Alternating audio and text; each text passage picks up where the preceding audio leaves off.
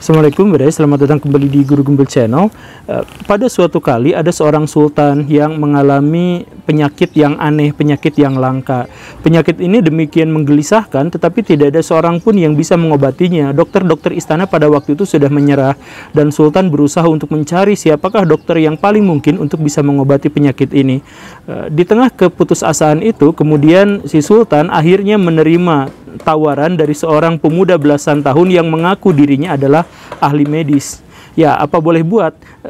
Ternyata ahli medis yang sangat muda ini mampu mendiagnosis penyakitnya apa, menjelaskan apa penyebabnya, dan apa yang menjadi obatnya. Dan setelah mendapatkan ramuan dari obat yang dimaksud itu, ternyata Sultan Bukhara benar-benar sembuh.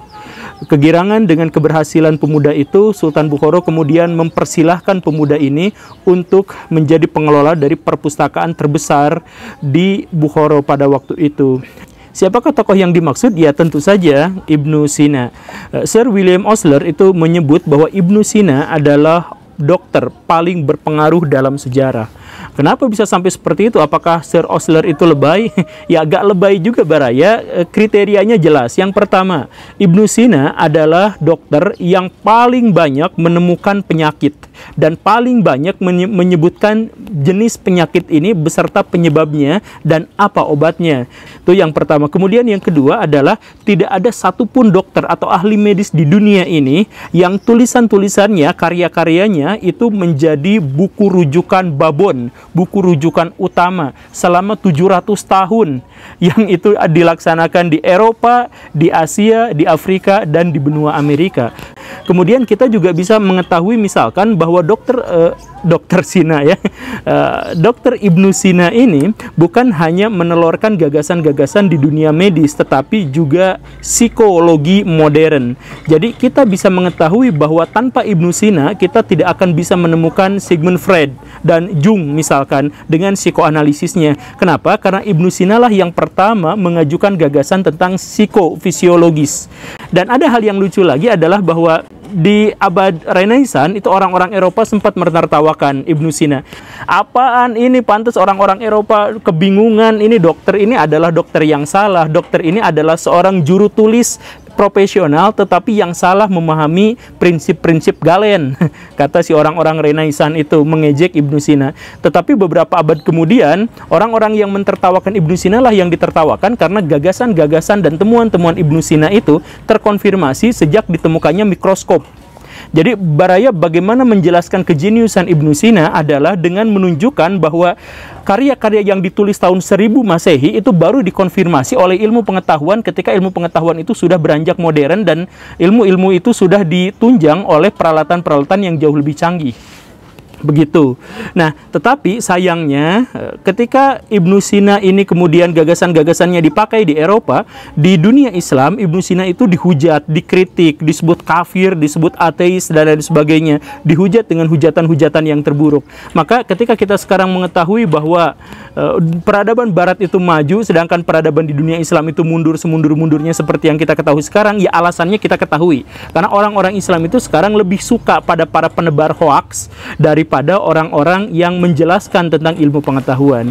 Maka sekarang kita akan membuat sebuah klarifikasi atas tuduhan-tuduhan ateisme atau kezindikan atau kekafiran Ibnu Sina. Tentu saja karena ranahnya adalah filsafat, kan yang membuat Ibnu Sina dianggap kafir itu ada ranah filsafat. Jadi tema video kali ini adalah tentang filsafat. Jadi siap-siap ngebul. Ayo kita mulai.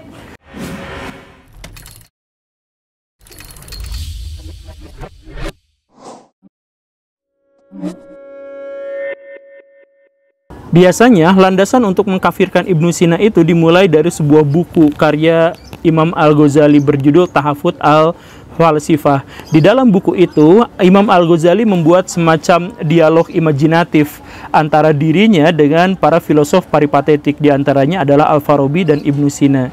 Ada 20 tema yang disuguhkan di sana dan 3 di antara tema itu berimplikasi pada kekafiran. Siapapun yang mengingkari hal-hal ini maka dia dianggap kafir. Yang menurut Al-Ghazali diantaranya adalah soal kemahatauan Tuhan. Kemudian yang kedua soal kebangkitan roh di akhirat. Dan kemudian yang ketiga itu adalah tentang keabadian alam semesta. Nah, dalam masalah ini sesungguhnya yang jadi masalah utamanya adalah bukan perdebatan filsafatnya, tetapi bahwa buku itu justru malah dibaca oleh orang-orang yang tidak mengenal filsafat untuk kemudian menjatuhkan filsafat.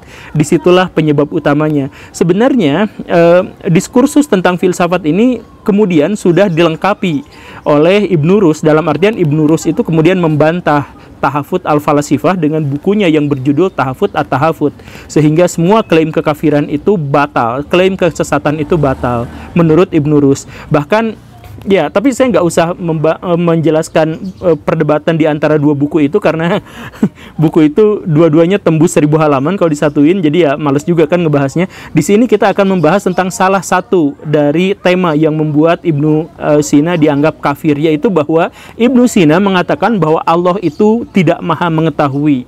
Allah itu bahkan tidak seharusnya mengetahui, dan seandainya pun Allah mengetahui, maka pengetahuan Allah itu bersifat hal-hal yang general, hal-hal yang umum saja. Hal-hal yang detail itu sama sekali di luar pengetahuan Tuhan. Nah, kok akidahnya bisa sampai semenyimpang itu? Di sini saya jelaskan, Baraya. Kita mulai dari definisi tahu dulu. Apa yang dimaksud dengan tahu? Bulat. Yang dimaksud dengan tahu itu adalah adanya informasi terkonfirmasi di dalam otak. Semakin banyak informasi terkonfirmasi yang di dalam otak, orang yang itu disebutnya pintar, kan begitu ya, seperti yang kemarin kita bahas. Nah, karena tahu itu berarti adalah adanya informasi di dalam otak yang terkonfirmasi itu oleh apa? Terkonfirmasi itu oleh hukum-hukum fisika atau hukum-hukum logika dan hukum-hukum yang lainnya. Nah, dengan seperti itu, maka adalah musyrik kalau kita menyebut bahwa Allah itu maha mengetahui. Kok bisa seperti itu? Karena konsekuensi dari mengetahui itu ada dua hal. Yang pertama, bahwa pengetahuan itu kita harus mengikuti, tergantung pada apa yang kita ketahui. Kita menyebut ada lahar panas. Lahar itu memang panas. Nah, kita memegangnya atau kita mengetahuinya, kemudian kita sadar bahwa lahar itu panas. Nah, berarti pengetahuan kita itu mengikuti objeknya.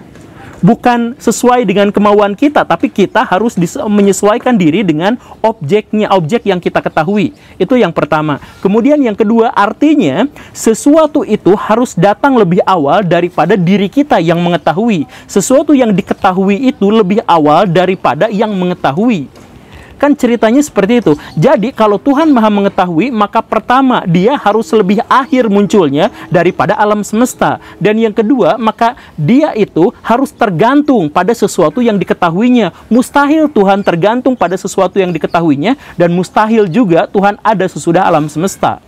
Nah, kan begitu ya. Jadi penjelasan Ibnu Sina itu adalah seperti itu. Karena Ibnu Sina tidak ikhlas Tuhan kemudian dijelaskan dengan cara seperti itu, maka beliau menjelaskan bahwa pengetahuan Tuhan itu tidak seperti itu. Tuhan tidak maha mengetahui. Kalaupun Tuhan maha mengetahui, maka pengetahuan itu bersifat subjektif, sesuai dengan subjek Tuhan sendiri. Dan karena pengetahuan Tuhan itu general dan besar mengikuti subjek dirinya, maka tidak mungkin Tuhan itu menjelaskan hal-hal yang detail atau hal-hal yang parsial, partikular, dan lain sebagainya. Itu adalah penjelasan dari Ibnu Sina. Nah, maka dalam penjelasan ini jelas bahwa Ibnu Sina lah yang benar, dan orang-orang yang menyangkal Ibnu Sina lah yang musyrik, yang kafir seperti itu, karena menyangkal sifat-sifat Tuhan yang lain. Tetapi penjelasan seperti ini tuh untungnya adalah penjelasan filsafat, dan di dunia filsafat itu tidak ada istilah kafir mengkafirkan, hanya orang-orang awam yang kafir mengkafirkan itu. Nah, Imam Al-Ghazali mengkafirkan Ibnu Sina. Kenapa seperti itu? Karena beliau pada waktu itu pertama usianya baru 29 tahun. Ini adalah sesuatu yang sangat luar biasa. Usia 29 tahun sudah menjadi rektor dari sebuah universitas terbesar di kekhalifahan pada waktu itu. Tetapi apapun itu, pernyataan-pernyataan Al-Ghazali semacam ini atau sikap-sikap Al-Ghazali semacam ini pada akhirnya disesali sendiri oleh Al-Ghazali. Dalam bukunya Munkiz Minad Dhalal itu Al-Ghazali menyesal, sedih karena beliau pernah menjual ilmu pengetahuan demi ketenaran pribadinya. Dan ini cepat atau lambat dan langsung ataupun tidak langsung menciptakan satu tendensi tertentu di mana dia menyimpulkan hal-hal yang ternyata keliru. kalimat-kalimat yang disesali oleh Al-Ghazali inilah yang kemudian malah menjadi buku rujukan untuk orang-orang awam dalam menghujat dan menjelek-jelekan filsafat. Sehingga di dunia Islam kemudian filsafat itu menjadi runtuh dan menjadi bahan olok-olok orang-orang yang tidak memahaminya. Tapi saya pengen menyampaikan satu hal yang di luar konteks, tapi menurut saya ini urgen. Jadi begini Baraya, kalau kita melihat sifat-sifat Tuhan dalam sudut pandang filsafat, maka seluruh sifat-sifat itu akan menjadi kontradiktif atau bahkan paradoks. Kok bisa seperti itu? Karena kita selalu membayangkan Tuhan itu yang maha ilahiyah itu dengan sifat-sifat yang insaniah. Misalkan Tuhan melihat ditambahin maha, jadi maha melihat. Tuhan mengetahui, kita mengetahui ditambahin maha, jadi Tuhan maha mengetahui dan sebagainya. Maka ini akhirnya memunculkan kontradiksi dan paradoks. Misalkan, bagaimana ceritanya ketika Tuhan disebut sebagai maha kasih, tetapi menciptakan neraka. Dan di situ jiwa-jiwa paling jahat disiksa habis-habisan sampai dalam pikiran yang tidak terbayangkan kengeriannya sama sekali. Kan begitu. Ini bertentangan antara ayat dengan dalil rasio, misalkan seperti itu. Atau kemudian bagaimana mungkin Tuhan maha mengetahui sedangkan dia di dalam Alkitab ya nyari-nyari Adam, di mana kamu ketika Adam beres makan buah terlarang itu. Bagaimana mungkin ceritanya bisa seperti itu? Atau antara rasio dengan rasio, misalkan paradoks yang sangat terkenal. Bisakah Tuhan menciptakan Tuhan yang lain? Atau bisakah Tuhan menciptakan batu yang tidak bisa diangkat oleh dirinya sendiri? Nah, paradoks-paradoks semacam ini muncul gara-gara kita memberikan sifat-sifat kepada Tuhan berdasarkan sifat-sifat insaniah manusia. Begitu. Nah, lalu kalau penjelasan tentang Tuhan itu tidak bisa dijelaskan secara nalar, ya gimana ceritanya, gimana nasibnya dengan Ibnu Sina dan Al-Ghazali? Alhamdulillah dua-duanya tobat. Ibnu Sina misalkan bertobat, maksud saya bertobat itu dia tidak lagi menggunakan metodologi itu.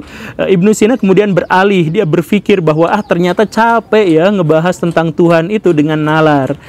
Capek, gak nyaman, gak ada ujungnya dan seterusnya dan seterusnya. Pada akhirnya Ibnu Sina mengatakan bahwa ya sudah, saya kemudian beralih pada Isyrakiyah atau Illuminati. Maka Baraya yang membenci Illuminati itu sesungguhnya penulis pertamanya itu adalah Ibnu Sina dalam bukunya berjudul Risalah Isyrakiyah. Apa isi dari buku itu tidak banyak diketahui karena buku itu tidak sampai selesai karena Ibnu Sinanya meninggal duluan, dan buku itu sepotongnya pun tidak pernah ditemukan karena ya banyaklah hilang lah istilahnya Maya, hanya ditemukan dalam kutipan-kutipan diantaranya adalah Surawardi. Apa isi dari buku itu? Sebuah penjelasan dalam epistemologi dan metodologi terbaru untuk bagaimana bisa mencerap atau mensyukuri keberadaan Tuhan tanpa harus menggunakan nalar yang berlebihan atau tanpa menggunakan silogisme-silogisme formal yang kita pahami. Begitu. Nah, bagaimana dengan Al-Ghazali? Nah, ini jauh lebih menarik lagi. Jadi ceritanya begini Baraya. Seperti yang saya sampaikan tadi bahwa Imam Al-Ghazali itu menyesali kehidupan di masa mudanya, di masa puncak kejayaannya ketika dia menjadi rektor Nizamiyah, sebuah universitas terkemuka di dunia pada waktu itu. Dia pikir seandainya dia mati pada waktu itu, maka Tuhan tidak akan mengampuninya.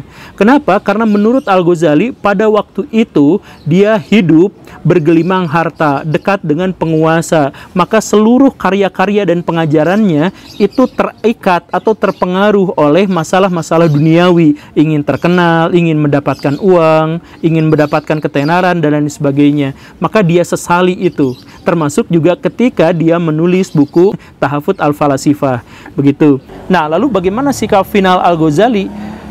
Tidak jelas sikap akhir Al-Ghazali itu, cuman yang jelas dia itu menulis sebuah buku namanya Mishkat Al-Anwar di ujung kehidupannya. Apa itu? Sebuah buku tipis sekali, kecil, Baraya bisa membacanya dan bisa membelinya dimanapun karena itu sangat mudah untuk dijangkau.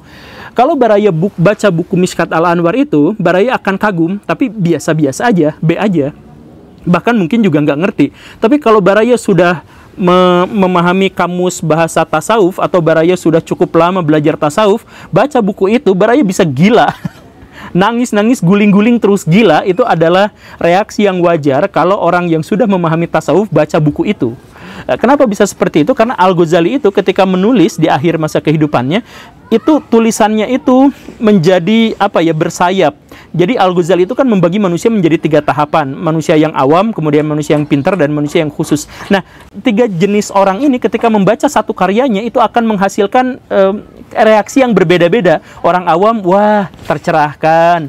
Orang yang khusus, kok gini? Nah, orang yang lebih khusus lagi itu gila, guling-guling gitu. Seperti itu, termasuk dalam buku Mishkat Al-Anwar ini. Tetapi satu hal yang harus digarisbawahi adalah bahwa buku Mishkat Al-Anwar ini cenderung dekat pada pernyataan Ibnu Sina atau teori Ibnu Sina tentang keabadian alam semesta. Jadi yang menurut Al-Ghazali kafir di usia muda itu ternyata malah dipakai oleh Al-Ghazali di usia tuanya. Kita tidak pernah tahu bahwa apakah Al-Ghazali itu tidak konsisten dari awal sampai akhirnya, atau sejak awal memang Al-Ghazali itu membagi pembaca bukunya menjadi orang awam, menjadi orang pintar, dan menjadi ini, sehingga tafsiran dari setiap karyanya itu berbeda-beda. Ya, kita tidak pernah tahu itu. Tetapi yang harus kita ketahui adalah pada akhirnya Al-Ghazali ditemukan wafat ketika beliau sedang memeluk buku Bukhari, hadis Bukhari. Jadi apa maksudnya? Ternyata penjelasan tentang Tuhan, penalaran tentang Tuhan yang sangat melelahkan itu ternyata adalah cara yang salah untuk memahami Tuhan.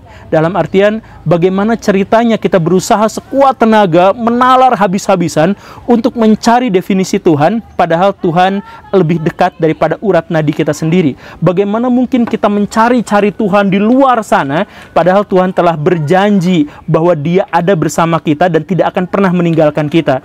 Bagaimana mungkin kita berusaha untuk mencari-cari Tuhan dengan berbagai metodologi, padahal Tuhan berjanji Dia ada di dalam sanubari kita yang terdalam. Itu saja ya. Terima kasih karena sudah menyimak. Saya Guru Gembul pamit. Assalamualaikum warahmatullahi wabarakatuh.